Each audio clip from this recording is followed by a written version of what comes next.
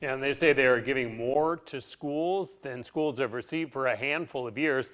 Now, this overall increase of about 106 or 107 million almost exactly matches the additional amount that Republicans are giving private school students for next year.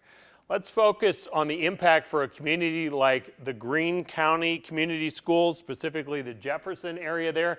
There's a popular industrial tech teacher just left because he can no longer afford the gas for his 120-mile round-trip commute to school.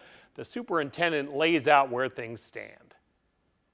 By and large, we tend to either only go up 2 or 3 students or down 2 or 3 students over the past 7 years. We've been staying pretty steady. Our budgeted enrollment is 1185, and total staff, including teachers, paras, administrators, and everything, we're sitting on about 200. Financially, for a district of our size, we're doing well. We're not, we don't have, a war chest sitting over here by any means, but we're not struggling either. So I think as a district, we've done a really nice job to stay very fiscally responsible over the past 4 or 5 years.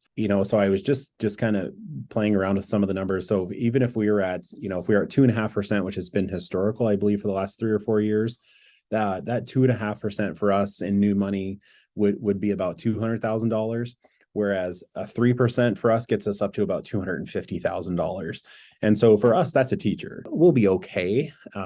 Would I feel really good if that number was more like 5%? Yeah, I'd feel really good because that'd be an additional 200,000 for us, which would be tremendous. It would give us an opportunity to really pass that on to teachers. It would get closer to matching inflation. It wouldn't get all the way there, but it would get us closer.